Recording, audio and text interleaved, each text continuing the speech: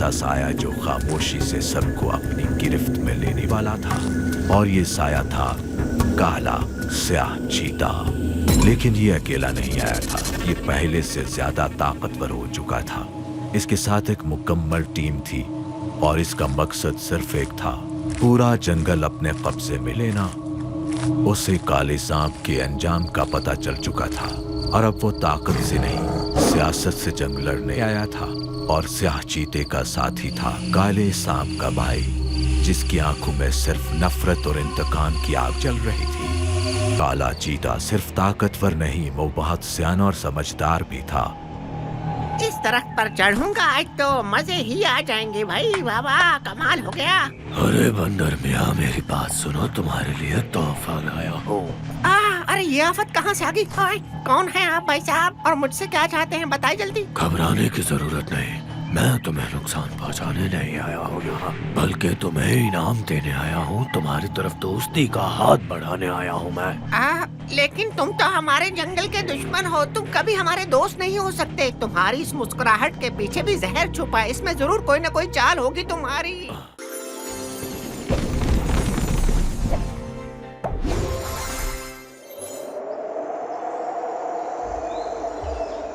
बंदर ने दोस्ती और वफादारी पर लालच को फौकियत दे दी थी। अब वो अपने आप को जंगल का बादशाह बनने का ख्वाब दिखा रहा था, मगर उसे क्या खबर थी कि ये ख्वाब जंगल को अंधेरों में धकेलने वाला है।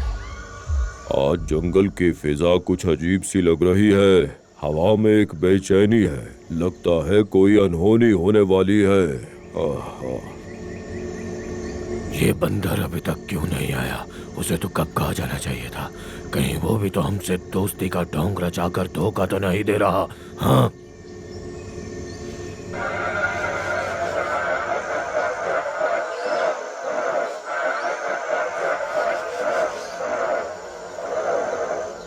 आखिरकार बंदर ने वो पत्थर चुरा ही लिया था और अब वो काले चीते को देने के लिए चल पड़ा था। इतनी देर हो गई है, बंदर अभी तक नहीं आया। मेरी छठी हिस कह रही है दाल में कुछ काला है। झूठा बंदर, अगर उसने हमारे साथ गद्दारी की तो हम उसकी नस्लें तक मिटा डालेंगे। जंगल के कानून में धोखे की सजा सिर्फ मौत है।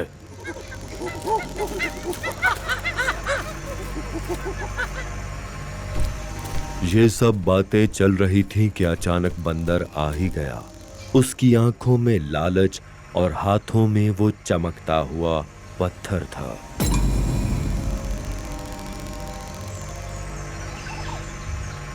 आखिरकार वो लम्हा आ ही गया। अब मुझे जंगल का बादशाह बनने से कोई नहीं रोक सकता। ये पत्थर मेरे हाथ में है। अब चाहे शेर की दहाड़ हो या हाथी की ललकार, सब धूल मिट्टी बनकर उड़ जाएंगे। आज से जंगल का कानून बस मेरा होगा। काले चीते, तुम भूल तो नहीं गए कि जब तुम तख्त पर बैठोगे तो आधे जंगल का बादशाह मैं बनूंगा। मैंने अपनी इज्जत, अपनी पुरानी दोस्ती, सब कुछ दाव पर लगा कर ये पत्थर चुरा कर तुम्हें दिया है। ये बात याद रखना, मैं आधे जंगल का बादशाह बनने का हकदार हूँ, समझे तुम? कमाल करते हो बंदर मियाँ। क्या तुमने कभी किसी बंदर को जंगल का बादशाह बनते हुए देखा है? काले चीते, तुमने मेरे साथ धोखा किया, मैं तुम्हें छोड़ूंगा नहीं। याद रखना, मैं तुम्हें बर्बाद करके रख दूंगा, चाहे इसके लिए मुझे अपनी जान ही क्यों न देनी पड़े। एक बंदर हमें बर्बाद करेगा? शेर और लोमड़ी छुपकर काला चीता और बंदर की ये बातें सुन रहे थे।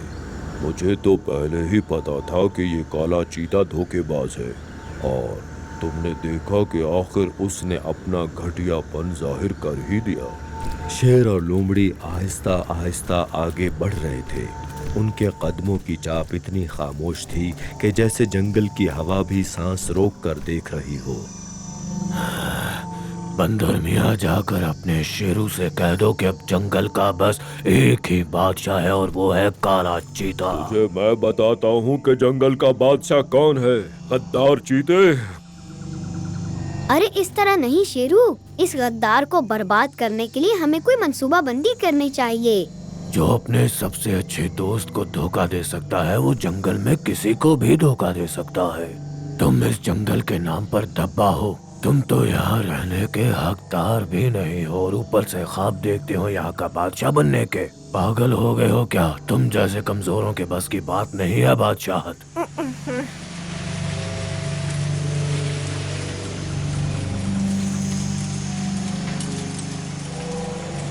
आखिरकार ये पत्थर हमारे हाथ लग ही गया। अब मैं बनूंगा इस जंगल का वारिस, सब पर हुकूमत करूंगा और एक बादशाह का खौफ क्या होता है ये सबको बता दूंगा। जरा हाथ तो लगा कर देख मक्कार, ये तुझे ताकत नहीं बर्बादी देगा, क्योंकि तू एक गद्दार के अलावा कुछ नहीं है। काला चीता अग्नि पत्थर को छूने जा रहा था। आज से पहले ऐसी ताकत मैंने कभी महसूस नहीं की। ये अग्नि पत्थर मेरी रगों में आग की तरह दौड़ रहा है। अरे वाह! उसे अग्नि पत्थर छूने से कुछ भी नहीं हुआ। हाँ ये सच है शेरू, अग्नि पत्थर का उस पर असर नहीं हुआ। पर ऐसा कैसे हो सकता है? ओ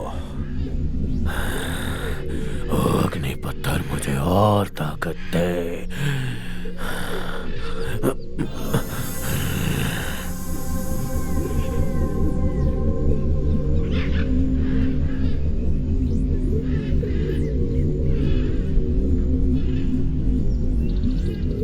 अग्नि पत्थर पर हाथ लगाने के बाद उसके अंदर जितनी भी ताकतें थीं वो उससे बाहर निकलीं और देखते ही देखते पूरे जंगल में फैल गईं।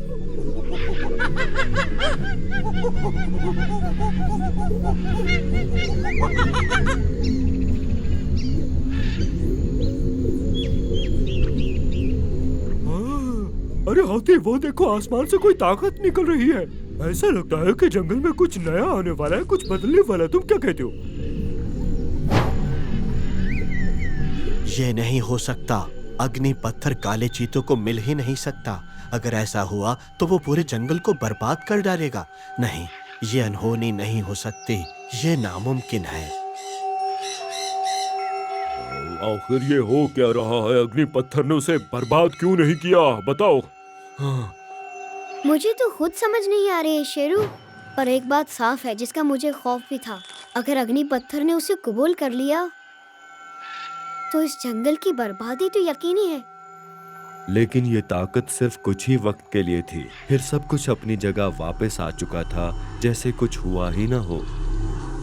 मुझे पहले ही मालूम था कि मैं अभी इसके काबिल नहीं, लेकिन कोई बात नहीं, जल्द या बदेर यह ताकत मुझे मिलकर ही रहेगी। याद रखो, अग्नि पत्थर की ताकत फौरन नहीं मिलती, इसके लिए सब्र करना होगा। पर इसके लिए मुझे कितना सब्र और कितना इंतजार करना होगा? उसे छूने के बाद चांद की 14वीं रात तक। इंतजार, इंतजार, कब तक और इंतजार?